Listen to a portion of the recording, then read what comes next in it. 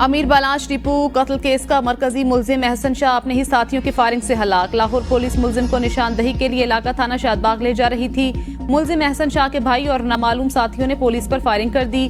साथियों की फायरिंग से जख्मी एहसन शाह अस्पताल जाते हुए दम तोड़ गया। मुलजिम ने मीर बलाश टीपू को फायरिंग करके कत्ल कर दिया था।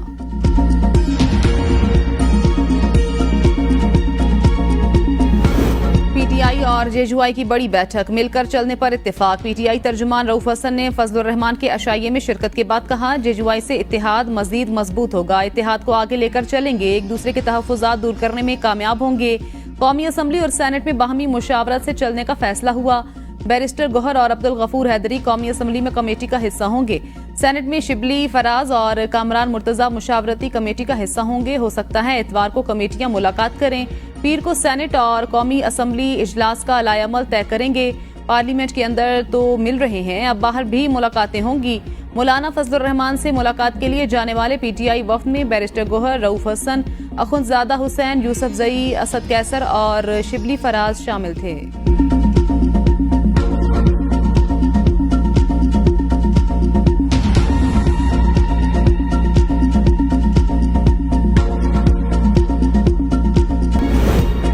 रसा कौन था, फोन की सहूलत कैसे मिली? बानी पीटीआई का सहाफियों को जवाब देने से गुरेज। अडयाला जेल में गैर रस्मी गुफ्तगू में कहा, फॉर्म 47 की हुकूमत से कोई बातचीत नहीं की। नवाज शरीफ का बैग पैक लंदन के लिए तैयार, सिर्फ जरूरी सामान उठाना है। आजम सवाती ने मुलाकात में मालूमात दी। खत्म नबूवत पर दीनी जमातें इस्लामाबाद में एहतजाज कर रही हैं। इंतशार का खदशा था, इसलिए जलसा मुलतवी किया। अगर जलसा करते तो दोबारा 9 मई गले पड़ने का खदशा था। अभी तक पहले वाले 9 मई की जुडिशल इंक्वायरी भी नहीं करवाई गई। अब जलसा रोकने की कोशिश की जिम्मेदार हुकूमत खुद होगी। पार्टी को कह रहा हूँ, 8 सितंबर को किसी किस्म की रुकावट बर्दाश्त न करे। चीफ जस्टिस काजी फायजीसा को एक्सटेंशन देने के लिए काम हो रहा है। अगर काजी फायजीसा को एक्सटेंशन ना दे सके तो फिर सीनियरिटी पर असर अंदाज होकर अंदर से अपना बंदा लाएंगे। दोनों सूरतें कबूल नहीं, भरपूर एहतजाज करेंगे। अगर 9 मई में जनरल फैज मुलविस थे तो ओपन ट्रायल करें।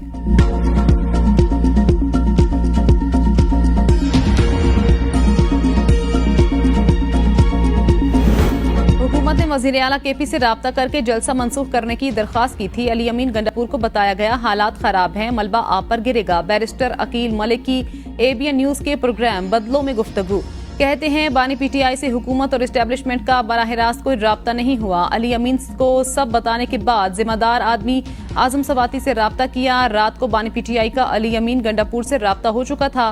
बानी पीटीआई की ख्वाहिश पर उन अफराद से मुलाकात कराई गई जिनका उन्होंने कहा बानी पीटीआई के पास बात मानने के अलावा कोई चारा नहीं था। बानी पीटीआई से रहनुमाओं की मुलाकात हुकूमत और एस्टेब्लिशमेंट की मुश्तरका कोशिश से हुई।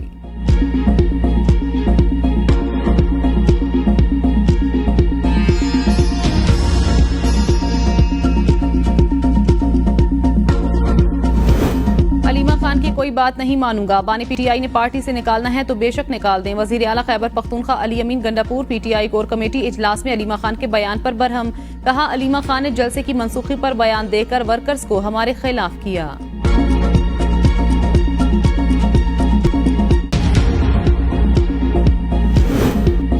बानी पीटीआई ने इंतशार की इत्तला पर जलसा मुलतवी किया। आजम सवाती और बैरिस्टर गोहर को कहा 8 सितंबर वाला जलसा मुलतवी नहीं होगा। बानी पीटीआई की हमशीरा अलीमा खान की अडयाला जेल के बाहर मीडिया से गुफ्तगू, कहा बानी ने कहा अगर अब जलसा मनसूख करने की इत्तला आए तो आपने नहीं मानना।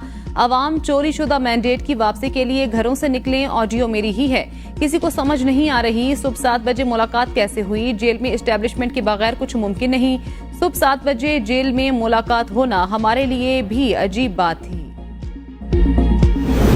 अपोजिशन जमातों का हुकूमत को टफ टाइम देने का फैसला, पीटीआई का कौमी असम्बली की कायमा कमेटियों से इस्तीफे देने पर गौर।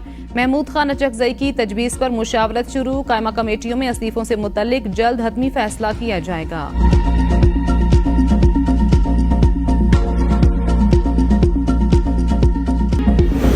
गरीब आवाम पर हुकूमत का एक और वार, यूटिलिटी स्टोर्स बंद करने की तैयारियां। रवा मुलाजमीन पर बेरोजगारी की तलवार लटकने लगी। मुलाजमीन का पीर को हड़ताल का ऐलान। सेक्रेटरी सनअत व पैदावार के यूटिलिटी स्टोर्स बंद करने की तस्दीक। कहा यूटिलिटी स्टोर्स के मुलाजमीन को दूसरे इदारों में भेजने के लिए काम जारी है। हुकूमत गैर जरूरी कारोबार से बाहर निकलना चाहती है। बंदिश के हुकूमती फैसले के खिलाफ यूटिलिटी स्टोर्स कॉरपोरेशन इंतजामिया का पार्लियामेंट से मदद लेने का फैसला। जराये के मुताबिक कौमी असम्बली और सेनेट की कायमा कमेटियों बराए सनत व पैदावार से रिजू किया जाएगा। सेनेट की कायमा कमेटी ने सेक्रेटरी सनत व पैदावार के बयान पर तफसीलात तलब कर ली। चेयरमैन कायमा कमेटी सेनेटर ऑन अब्बास का फैसले पर तशवीश का इजहार, कहा इंतहाई अफसोसनाक फैसला है। स्टोर्स को बंद किए जाने का मामला किसी के इल्म में नहीं था। हजारों मुलाजिमीन का क्या होगा ये हुकूमत को इल्म ही नहीं। मुलाजिमीन को कहां एडजस्ट किया जाएगा, क्या लोगों को बेरोजगार किया जाएगा।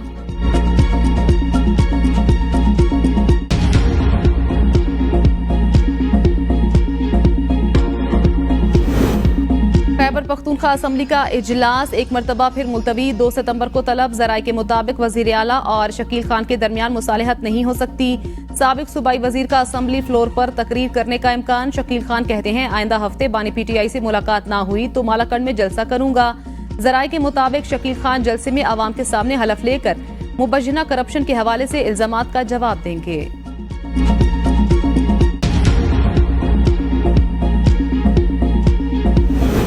उम्मीद है कि सितंबर में IMF का बोर्ड पाकिस्तान के लिए कर्ज प्रोग्राम की मंजूरी दे देगा। ऐसे ही शोर मचाया जा रहा है कि IMF से स्टाफ लेवल मुआहदे की मंजूरी नहीं होगी। वजीर खजाना मोहम्मद औरंगजेब की मीडिया से गैर रस्मी गुफ्तगू, कहा हुकूमत ताजिरों से टैक्स वसूली के लिए पुरअज़्म है। ताजिरों से टैक्स लेकर उन्हें सहूलतें भी फराहम करेंगे। पाकिस्तान को IMF प्रोग्राम के 37 माह में $3 अरब की बैरूनी फाइनेंसिंग दरकार। रवा साल पाकिस्तान को $2 अरब की बैरूनी फाइनेंसिंग की जरूरत है।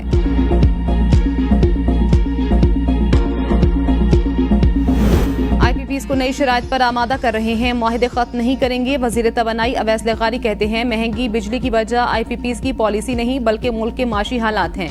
2 माह में IPPs पर कौम अच्छी खबर सुनेगी। बिजली घरों का किराया फी यूनिट बिजली को महंगा बना रहा है। अगर सिंध हुकूमत पंजाब जैसा रिलीफ दे तो 10 अरब रुपए लगेंगे। बिजली की कीमत खित्ते के ममालिक के मुताबिक लाएंगे। नेट मीटरिंग सारिफीन से मुआहदे की पासदारी की जाएगी। बज़ाहिर लग रहा है हुकूमत ही जबरी गुमशुदगियों की बेनिफिशरी है। इस्लामाबाद हाईकोर्ट के अजहर मशवानी के 2 लापता भाइयों की बाजियाबी के केस में रिमार्क्स। जस्टिस मियां गुल हसन ने रिमार्क्स में कहा कैसे इस मुल्क में लोग इकवा होते हैं और चीफ एग्जीक्यूटिव कुछ नहीं करते। अटॉर्नी जनरल ने कहा था वजीर आजम को ब्रीफ करूंगा। वकील बाबर आवा ने कहा वजीर आजम के पास इस अदालत के ऑर्डर पढ़ने का वक्त ही नहीं।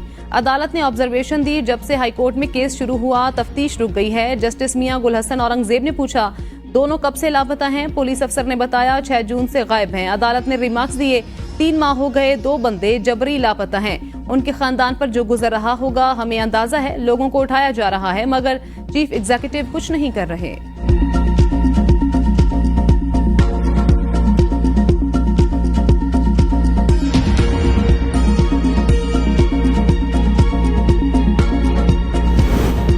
अदालत और सुप्रीम कोर्ट के जजेस को गर्मियों की छुट्टियों में भी फौजदारी मुकदमात सुनने के लिए दस्तयाब होना चाहिए। शरीयत बेंच के गैर फाल रहने की आइन में कोई गुंजाइश नहीं। इंसाफ की फराहमी के लिए जजेस को भी अपने फराइज का इल्म होना चाहिए।